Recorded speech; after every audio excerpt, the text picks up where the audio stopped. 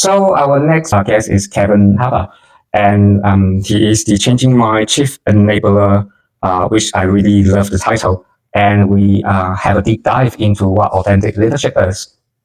So Kevin and I have a heart-to-heart conversations, and we both look into what authentic leadership means to us, as well as how we think authentic leadership should be shown up in the world. And I truly admire Kevin. He's someone I met during the time when I was with my previous role. And with that, I always have a deep admiration of his wisdom, knowledge, and how he phrase and ask questions, which enable people who talk to him to really explore further of what one was thinking about. And all the conversation I had with him is always amazing. And so I'm truly honored to have him on our show. So let's dive in. How do we lead? Wrong word. How do we keep the different roles that we have to play? Yes. Right. And how do we stay? I think the word that you use is authentic. Yeah. How do we stay true? Oh, that's a fascinating question. I love that. So I don't know the answer, right? But I would love to. I'm happy to explore anything, right? But what is authenticity? What is it? I don't know. Yeah. That's why I thought when I thought about the concept of authentic leadership, like I realized that we all are leader of ourselves. Yeah. We have to lead our life, isn't it? So, yeah. Well, I mean, who is the leader? Yeah. Right. Yeah. What's the role of a label? Does a label make leadership authentic? Okay, it fascinates me and deeply worries me. I agree that people will contact me or want to speak to me because of a job title. A job title that I absolutely I don't like it. Right? It really feels uncomfortable. I don't like CEO. Same. But I want to talk because you're the CEO, and I think, but I'm the worst person to talk to from the team. Right, I look at the skill set in the team. I think, wow, you should talk to a Dan, or you should talk to a Megan, or you should talk to her Mackenzie, or whomever. Right, they know more about this than I do, but they want to talk because of the job title. Job title does not make me a leader. Could make me could put me in a role of being a good manager or even a bad manager, but does not make me an authentic leader. Yeah. So I wish we could burst down labels. Yeah. And just look at people and go, you're good at that, you can do it, you're good at that. Yeah. But our society has a structure. Yeah. Have a hierarchy. Yeah. Yeah. So we kind of just have to be boxed into this. Yeah. So people can easily just switch on and say, oh, you are this, or switch off. But on the other hand, why I call it authentic leadership is that person never see themselves as leader, but yet they actually just like the fire. Yes. They blink. Yep. Without even thinking they're blinking, just like the firefly. Yeah, that's what I call it. You know, like even like a lighthouse. You dare to guide the boat back. Yeah, but quiet and just shiny to guide people back to a safe home. Yes, without asking for anything. Yeah. So there's so many ways of leading. I don't know anything about. So leader. There's also. What am I talking about? With leadership, like you can learn. Yes. I've never done that. Yeah. I've never wanted to be a career manager or career anything. Yeah. So there's like a textbook, formal way. I agree. And then there's a heart way. Yes. Right, when you want to be true to yourself, right? Or true to others, and I think that's that means that anybody and everybody is leading, as you say, right? Yeah. Right. So that's kind of what it means. That means that I can speak to anybody and learn from them and be led by that person. Yeah. And honestly, let's say it's a woman being being abused, like family harm, whatever, and yet there's that inner knowing. Despite she's saying, and then there's this inner knowing, this is not good enough for me. I really want to find a place and to step outside. And that took a lot of courage. Yeah. To finally find a way to, like even just start again. And I would call that authentic leadership as well. That leadership of themselves, taking that steps, and not because they feel like I need to be seen by audiences. I need an accolade or anything, but because there's that inner little voice telling me this has been my life. I really want to walk away from this. Yeah. And so I want to honor individual. They might not be seen as leader in a negative way, but letting them know actually we all can be a leader of ourselves, even though we might not use that label. Yeah. But in the end of the day, we all lead our life. That's actually quite a nice thought. If we all were encouraged to think of ourselves as leaders, leader of self, leaders of groups, leaders of bigger groups, but if everybody's a leader, that takes away the mystery of leadership and just asks the question of what type of leader. I don't know what that means, but I think that's a very nice, a very important understanding. Right. What it does is it enables everybody. Exactly. Right. Yeah. And the great privilege of, I guess the great privilege in my life, certainly my work in my life now, is that I have some agency. I have more agency in a small organization than I ever had in a really big organization. So I have a degree of control. So if you've got a degree of control, then you've got a degree of choice. If you've got a degree of choice, you've got maybe some way of leading. Right? So it might be difficult to leave, but if you can find a way to lead, then that's leading yourself to a different situation. Right? So we don't see the terrible are we not at not seeing the journey. Yes. So we'll see the success Exactly. measured in a moment, Exactly. measured in a job title. Exactly. So the job title gives you permission to be a certain somebody. No one knows what the journey towards that was, but that journey is absolutely critical to being where you find yourself and how you do it. Yeah. Yeah. Right. Totally. And yeah, I don't know. I like what you just described, and that's what I call the authentic leadership as well, because it's the journey, not the destination. Because the true leadership is when no one is watching, you keep going. No one give you applause, you keep going. No one say how a wonderful job you have done, but you just have that innate knowing that I'm not going to give up just because I haven't had that. Oh, that's good. Yeah. I have. It's not until I've been, and I keep talking about work, but in life in general, it's not until I've been challenged that I realised I have a much bigger capacity than I thought I had. For things that I didn't think I could do, I realised that I can do. I might not want to do them, but I can do them. So, yeah, I don't think it's easy for anyone. Yes. Everything is presented as immediate, easy, and I don't think anything is. I agree. Right. So you see the most perfect speech given at a conference, but you don't see the hours and hours of writing it and speaking it and standing in front of the bathroom mirror practicing it that came before that. Yeah. It's natural. He goes, not natural. Honestly, I didn't sleep. I was in tears before I went on. I don't see any of that. And I think, and we're expected to show.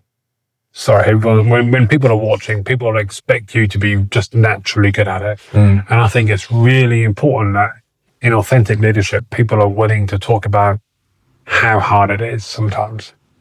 And my God, you're so good. You just hit the nail on the head, because that's exactly why I thought it's so important to have that kind of conversation and honoring people's journey, because people don't see it. Like, even I learned a lot of successful superstar, they have very rough time as well. It wasn't so successful immediately. Yeah. Like if you look back, you know, like hours of trainings, hours no one watching, let down, criticism. Yeah.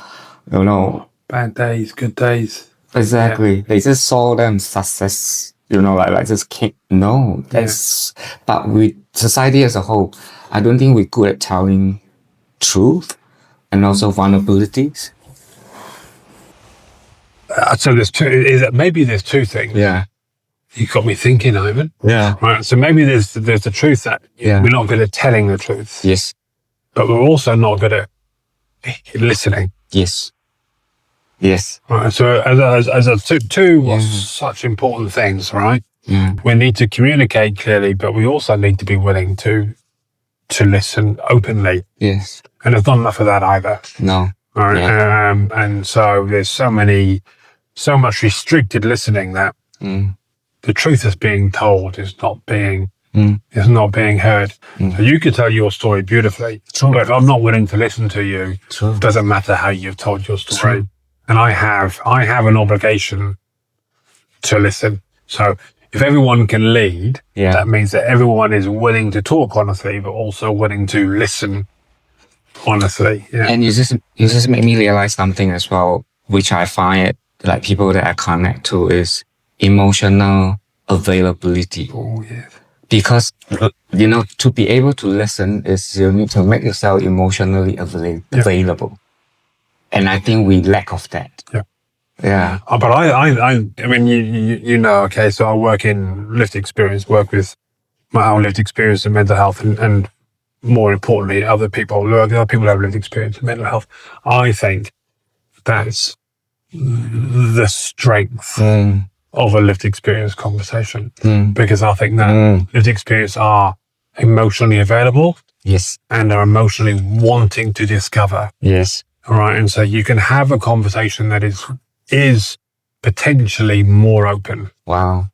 I love it. And I honestly think that you can, I've said this many times, I believe it though. I think if you walk into a room of professionals, you'll get a sense of knowledge and a sense of power. I think if you walk in a room of people with lived experience, you'll get a sense of strength.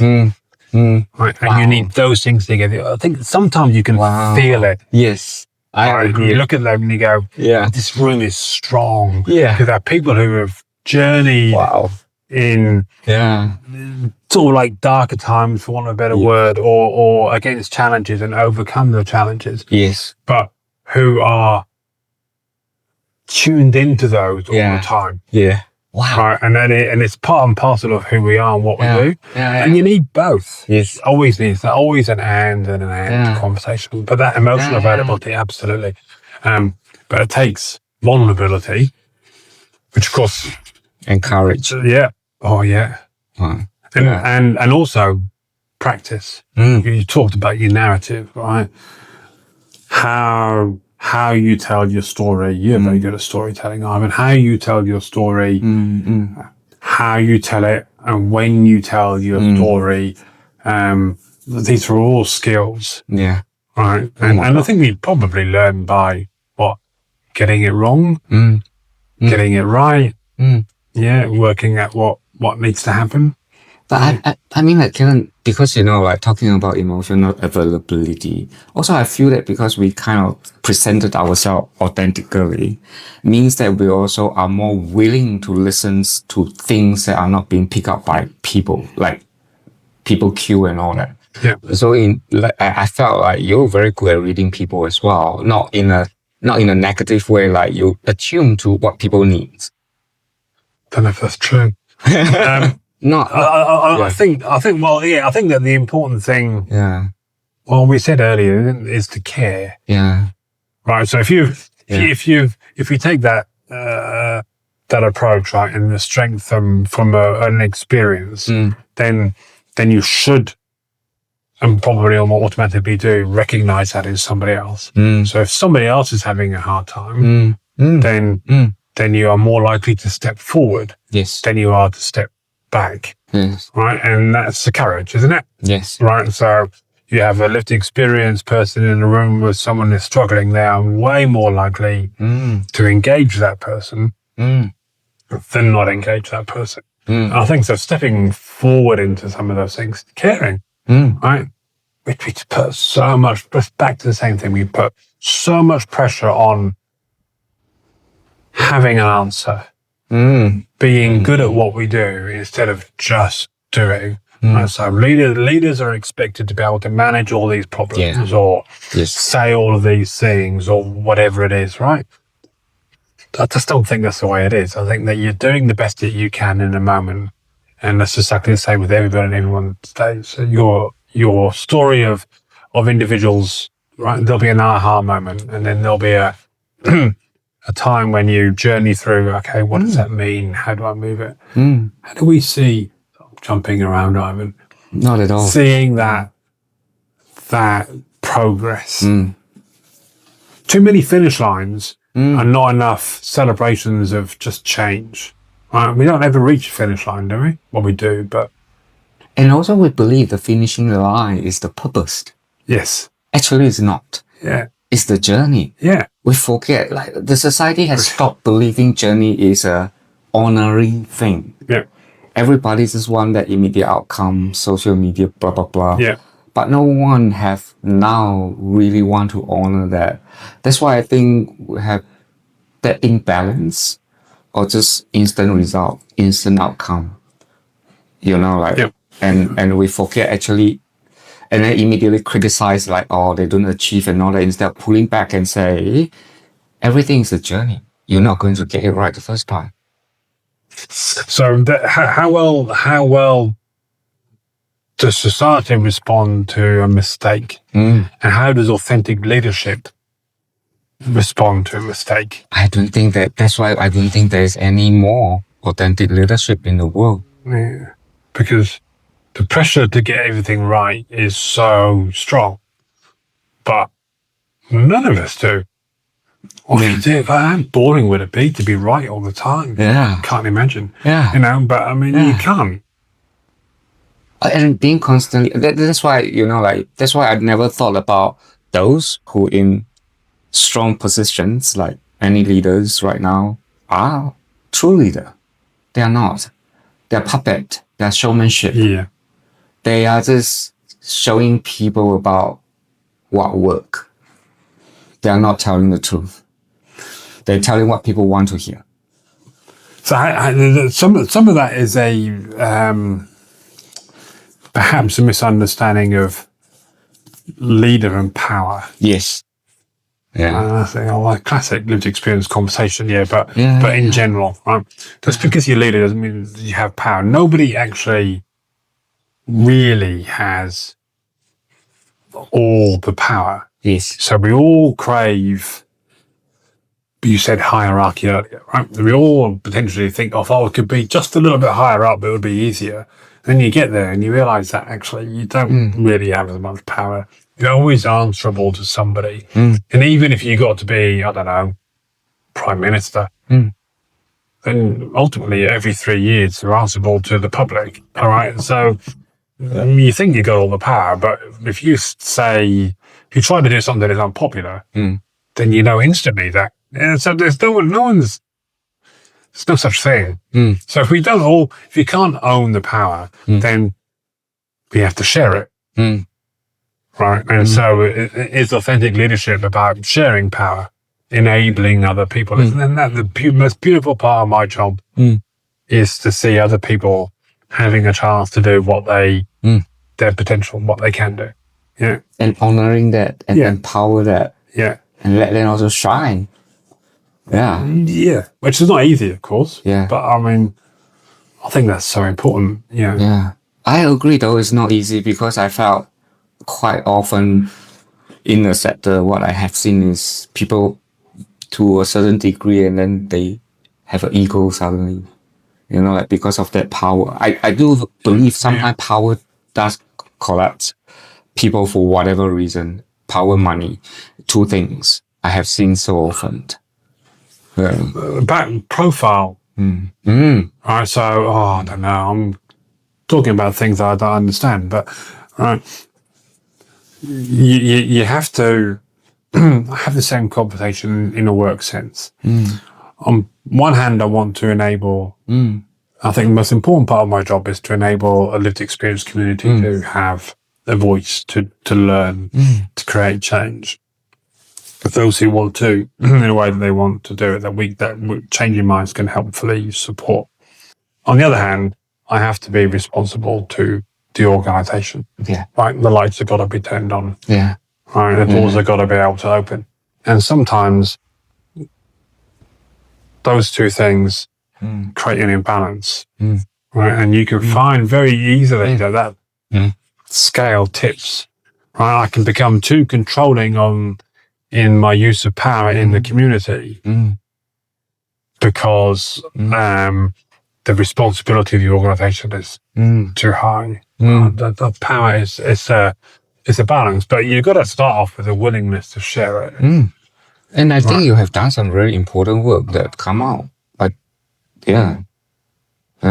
But I think as a society, we celebrate a certain perception of success, and that is to be seen, as you say, right? So we do shine a spotlight on people, and so that makes individuals successful rather than the group. And also you're so conscientious, Kevin. I mean, like, having that is not easy as well, because it was like you're holding a light and the people say, this is your light, but you're saying, I can see it, but I also know people who love opportunity to hold this. Let's share it. How many people would be so generous and say, I'm not going to just give it all to myself? I don't know if I think like that. I know you don't. I don't know. I think that more often than not. Yeah. I think it's my experience. Yeah. It's my personality. Yeah. Good and bad is that I often think that there are people who are much more able to do it than I am. Wow. And even that itself, my God. Oh no, I think that's just an honest. I mean, it's part and parcel of my experiences in life, and so I spend I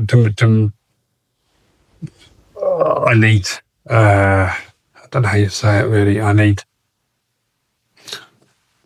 don't want people to tell me that I'm good, but I need others to be happy. Right? I'm a pleaser. I'm a people pleaser. And so that means that I'm more often likely to look out than look in. But it also means I'm more likely to be strongly critical of myself, whilst incredibly complimentary to others. But I genuinely believe that more often than not. It causes that constant imbalance. And also, people don't understand this balancing the act between a organization, and a organization became a persona. Yeah. And that is a very challenging of strike the balance. And so which one should be louder, the organization brain or the persona? Because that is where often then people only remember that person as the organization. Yeah. So I think I had this conversation yesterday. Hey, with a little bit with the team, right? Where we recognise that relationships are importantly held by individuals, but you need the relationship to sustain beyond that. Yeah. So one of the challenges of, I guess, leadership is, if it's the right word, is being able to look ahead. Like, the hardest thing is to look up and look out. Right? It is so easy to look down and be so in the moment, and the hardest thing is to look up and look out. So you need to know where you're going, and why you're going where you're going. You also need a really honest appraisal of how you sustain that journey. And you don't sustain that journey by an individual, because every individual is going to move on, right? Exactly. For whatever reason, Exactly. right? So, and whether that be for self-interest or other interests, so you can't build it on an individual. The individual is going to follow their journey. The journey of the organization is bigger than an individual. So you have to ask the question, if we describe a community can we establish a community that will last beyond whoever is here at the moment, right? Acknowledging that it will be organic. So I think that, in answer to your question, is the organisation or the collective, perhaps. The collective is more important than the individual. Individual's there to help, to serve. Is that right? Maybe even to serve for a little while. Very privileged position. I get the chance to come in, to serve an organisation, to serve a community, and then somebody else will do it. And that's what I call authentic leadership, Kevin. I might call it a relief. I don't have to think about it, but well, so service is really important, isn't it? Yeah. I was speaking to Martin and Johnny recently, and he talked beautifully about service and service leadership. And it's a privilege. Right? It is a real privilege. But what I really admire is that, like, that's my honest truth, is people need to see the name, not the person, because then when the person becomes bigger than the organizations, people forget what organization. They only see the person, and that is that will become biggest threat for the organization. Yeah, because yes, that's true. Because when that person gone, people is like, what happened to that? They forget that person is not that organization. Yeah, that's right. Yeah, they link that person to that organization, and then that became a threat. So does that talks a little bit to identity, doesn't it? Yeah. Just another subject that I'm in. Yeah. As a white middle class male, my identity is incredibly comfortable, right, and works strongly in my favour. But the importance of being able to identify who we are as an individual, what we're like as an individual, and what matters to us as an individual, our values, our way of being, and the importance to do that with the organisation, and to say, well, what's your organisation's identity, right? And asking all the time, are we holding true to both of those things? If the organisation that I work in is becoming too much like me and not enough like the organisation, then I've gone too far, and the power is imbalanced. But that's a hard balance. It is. Yeah, even just like Steve Jobs and Apple, for example. Yeah. When he gone, like everybody was just so freaked out. It's like, who's going to take? But Samsung, do you know who is the CEO? You never ask. No, that's a very good point. You never ask. You never even know. It's a very good point. But you still believe in the brain. Yes. Without knowing the CEO. But Steve Jobs, surprises. When he gone, it's like everybody is freaking out. So who's going to take over? Yeah, that's right. Yeah. I haven't thought of that, but I agree. Yeah. Right. And I don't think you need to see you know the person who's in charge of it. Right? Yeah. And I don't think you need to. Yeah. Generally. That's why I respect of you, because like now we don't see, like, and really just honoring the organization name is a big deal, and having someone who can consciously having that foresight and step back and not letting that ego take over, it's not an easy task. Yeah. Unless you prefer to hide, which I do, right? Because there's a fear. There's a genuine fear. I laugh because I can understand. Right, I'm like that. I mean,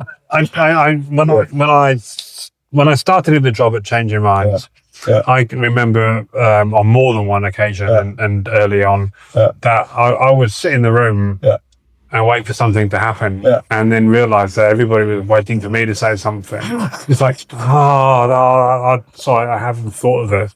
So you are.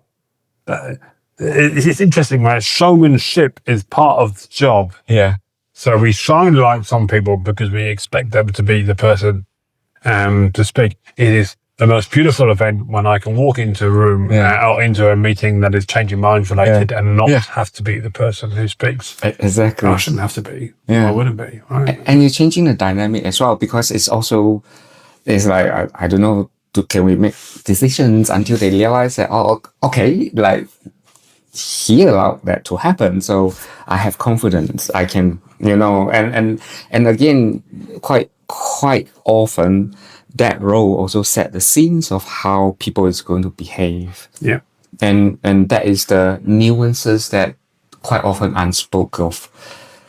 Like, because then they learn, okay, wow, this is very empowering. I know I can have a voice. I know that voice will be honored one way or another, whether to listen, to challenge me to growth as an individual. Yeah.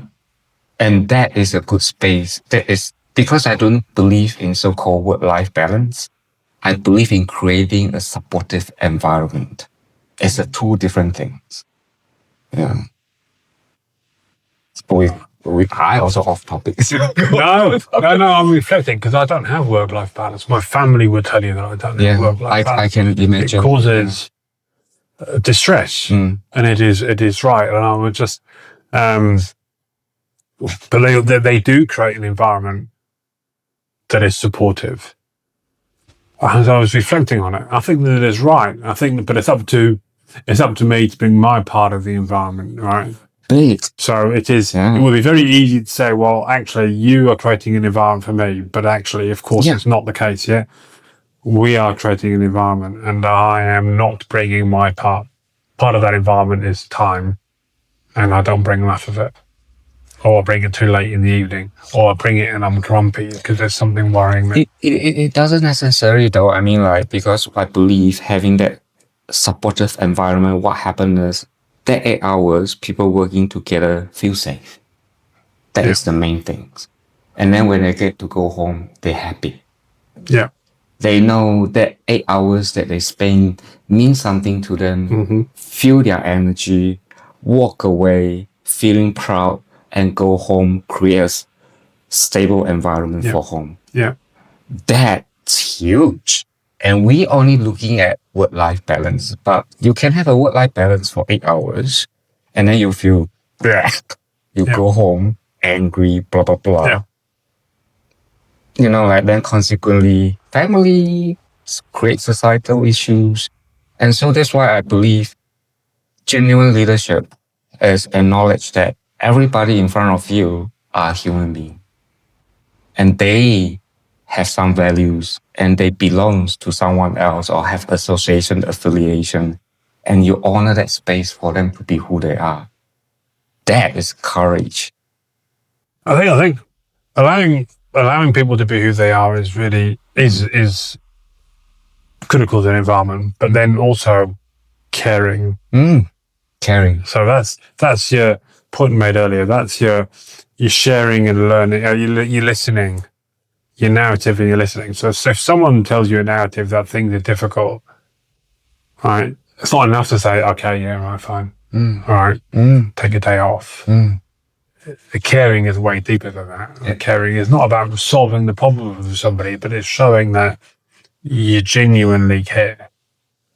Right, and actually, what can I do to help? Right, so it's not for me to solve or to say what should happen. Or give an EAP number. Yeah, exactly right.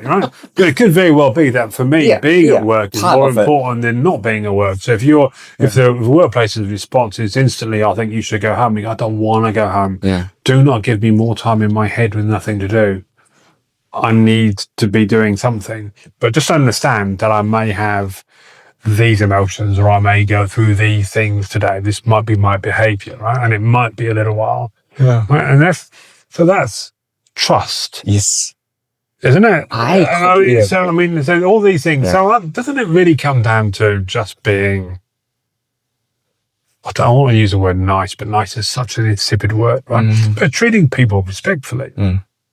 Meeting where they're at and honoring their journey, their voices, and feel that they're being seen.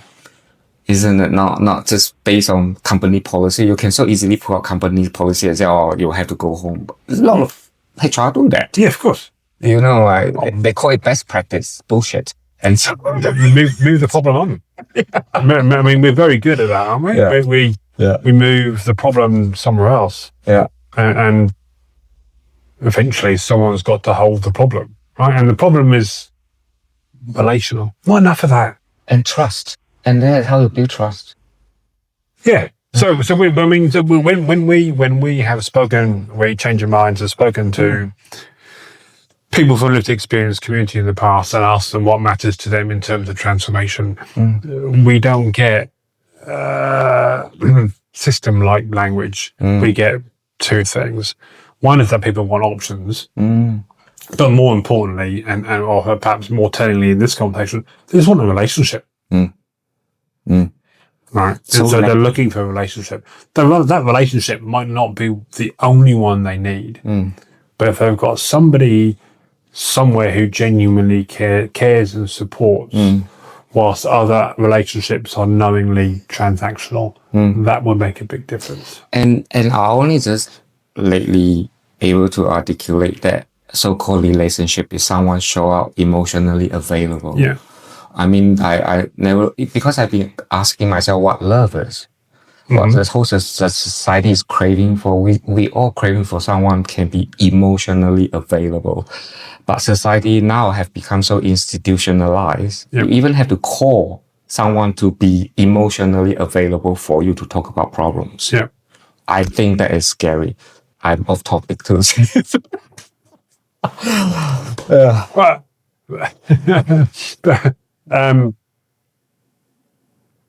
we all want something different, right? So we're driven by an answer. Yeah. Well, there's not one answer, is there?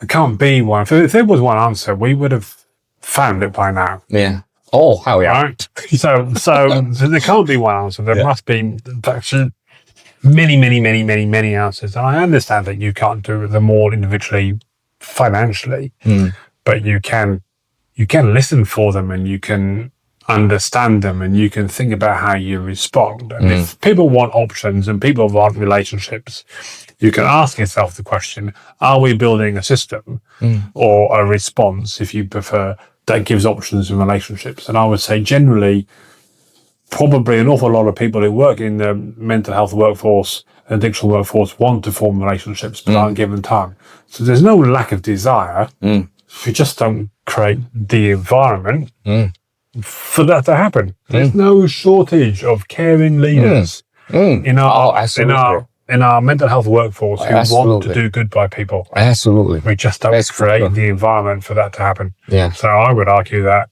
actually we've got a lot of what we need. Yeah. We just don't necessarily enable that. Use it. Yeah. Or create people want to let people care. Yeah. Yeah. And it's true, because I know the fact is, like when asked, many people say what changed them during recovery is someone believe in them. Yep. Someone who show up Yep.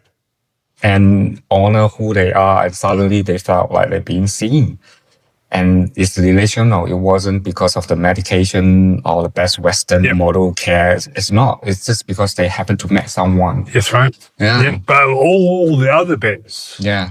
the medication and the counselling and the service access, they all would have been important. Absolutely. Right? If you didn't have them, then that person was impact would have been different. Yeah. But we remember we're human. Yeah. We need to know that you care.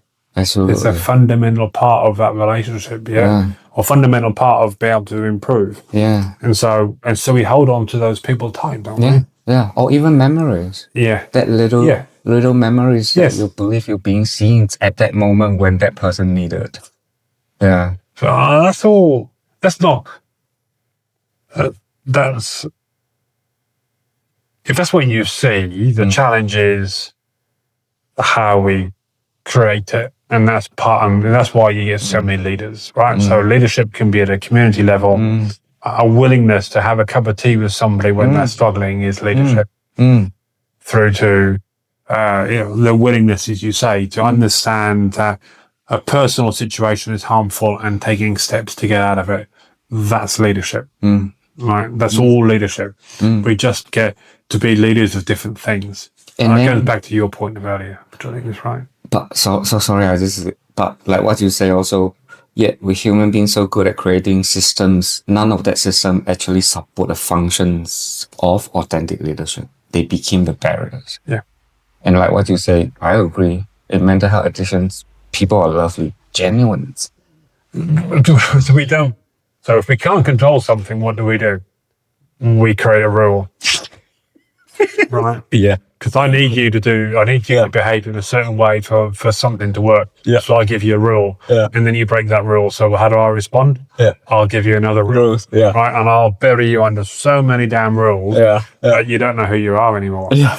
Right? And part of that is to say, actually, authentic leadership is to say, yeah, we've got all these things. These are important. I understand why they exist, but who are you? Yeah. What would you do? Yeah. What will work? What will work for you? HR says, I should send you home. Yeah. That's an option. Yeah. Right? Absolutely. But I care what other ways of doing it are there. Yeah. Right? And I don't necessarily have the courage to do that often enough, but I know people who do. I know leaders who do. And they do it so well. Yeah. So if individuals are complex, if people together are complex, if our circumstances are complex, why do we try to simplify everything?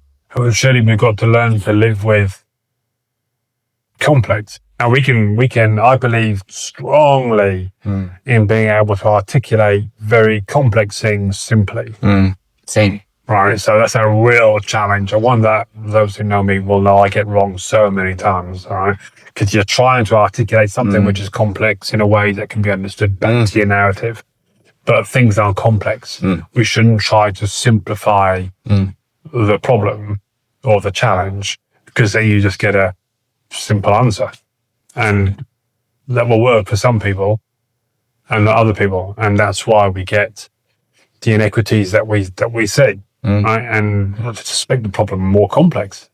Yeah. It comes back a little bit to an earlier conversation about the label. Yeah. Right. So the label has an importance. Absolutely. Right. It has an importance in a particular system. It's a chip that you cash in a particular system. But people will only, or the conversation is limited by the label. Right? So assumptions are made based on the label. Right? An authentic interest, if we may use that word, is to say, well, okay, I understand the labels you wear. What's your experience?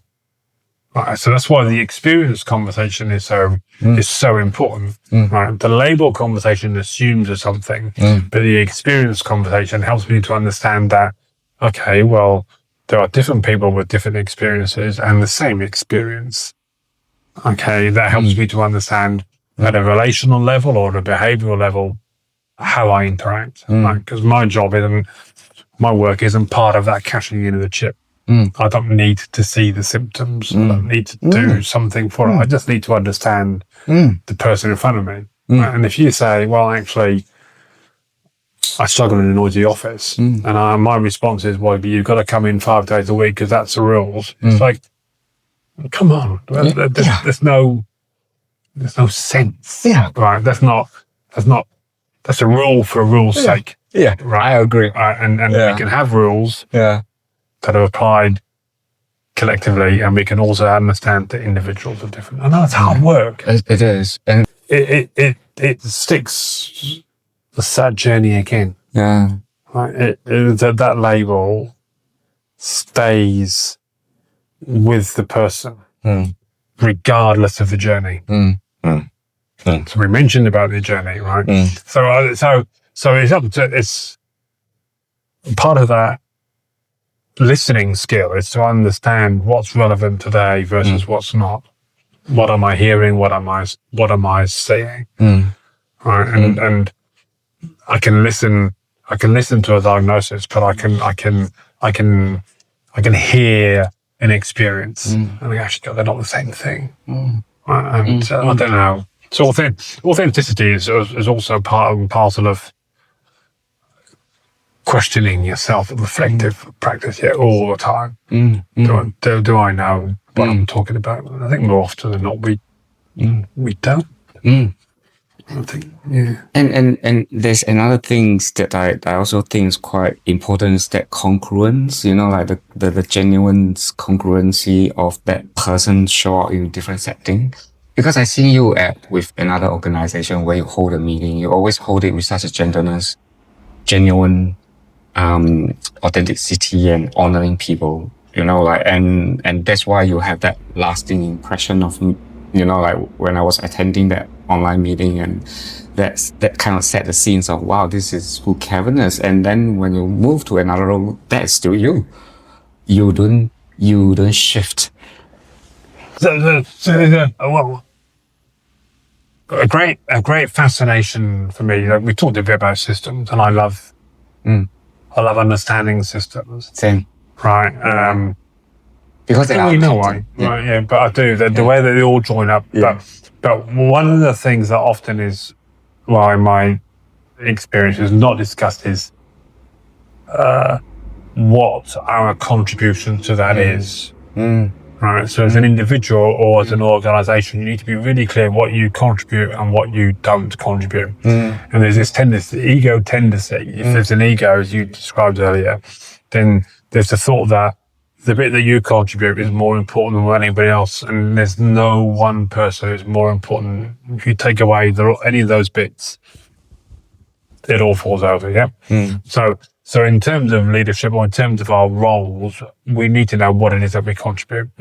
And more often than not, I've come to learn that my contribution isn't one of leading. My contribution is more often than not connecting, and I hope enabling. Like, those are things that matter to me, and I'm better at. So if I do anything like in a meeting or whatever, then connecting, enabling is what that's probably my mark of whether I'm doing it well or not, I guess. But it comes from contribution, knowing what I can do. If you wanted a meeting organised that needed a strong leader who was going to give you a clear direction, don't ask me to do it. It would be terrible. All right, so knowing what you can do, knowing what you can't do, and being clear is actually quite good. Exactly. And it's like what you say, it's not like you need all that set of skills. That's why you can hire people. Yeah. Like to complement each other, and then still stay authentically and say, I actually have no answer. Yeah. And that is again the vulnerability of having the courage and say, because when you say I don't have the answer, people might come back, and then they must start having more conversation. What is needed during those situations is that emotional availability to be present. And I would like to think that I am somebody who cares about bringing a people perspective to whatever it is that I do. Right. And I work in mental health, and I work in lived experience, because I think that is a people lens. Right. And I that's the privilege of the job, right? To bring a people perspective. That's who I am. I totally agree. That's what I've seen as well throughout your journey. I say you're honoring human as who they are and bringing that voice forward. And it's very easy to say that you bringing a people perspective is not done. I don't believe that it's done. We're getting better and better and better at it. But I think that you still have a strong situation in mental health and in health generally, where there is a problem defined by the system. There's a solution developed by the services. And then we ask people what they think. Right? That's not people-centered. People-centered is actually to say there's a problem defined by there's a problem. Yeah. It needs to be defined and resolved by the system, by the services, and by the people. And those three bits are equal.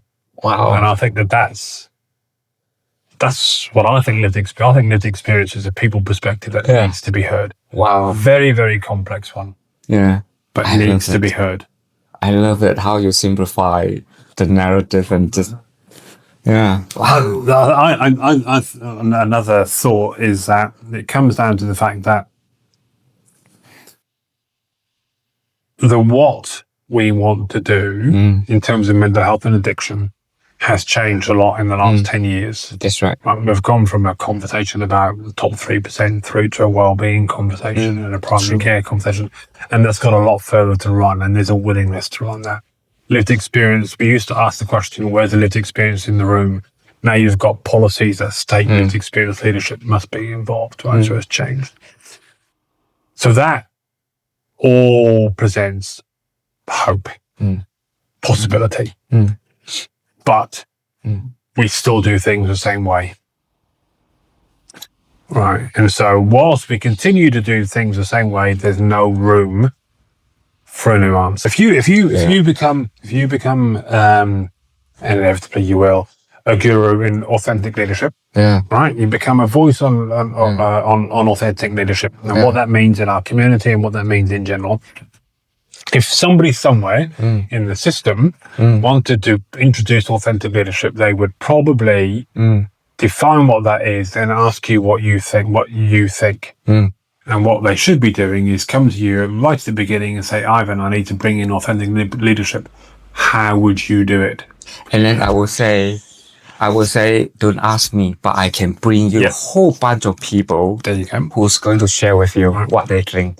Fundamentally different conversations, aren't they? Fundamentally different. Asking you what you think rather than asking you what you would do. Two very different conversations, two very different answers. And if the only question we ask is, I want to know what you think, we won't change the answer. No, that's why we keep repeating the same mistake. So it all comes down to questions. But I think that I think that at the system level, people know that. I think that all the way through the system, everybody wants to make it better. No one's talking about making it worse.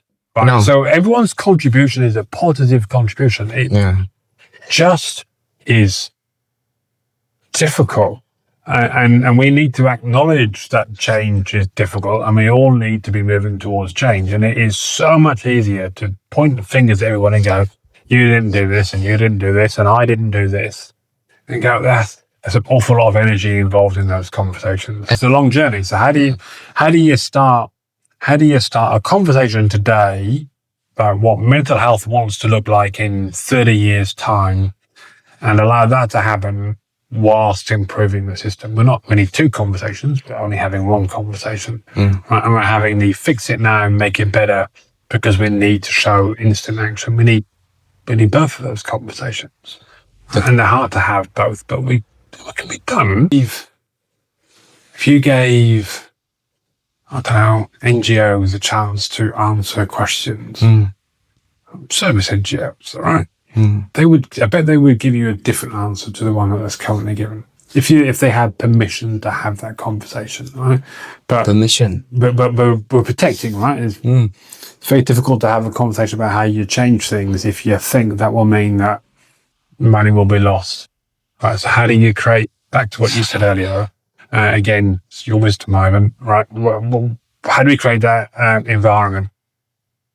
How do we create the right environment for the conversations that we need and understand that that's a safe environment and that sits over here and you'd have to build that whilst having a day-to-day conversation over here, which is slightly different.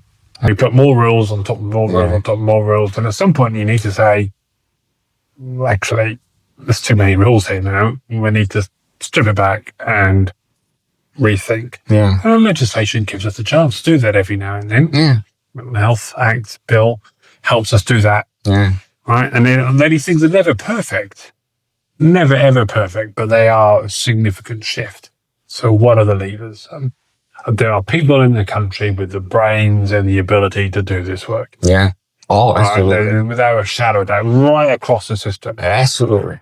From your ministry, your Tafato Auras, your Tihiringa Mahara, all the way through, right? There are people down to your community. There are people who can do this work. Absolutely. We just need to create an environment to do it. People want transformation. They also want what we've got to work better. It's all right. You have to have hope, don't we? We do. Well, I do have hope. Yeah, I do too. Because people like you and other people that I know. I know you don't like it. No, not at all. But the next generation, I think that's really important.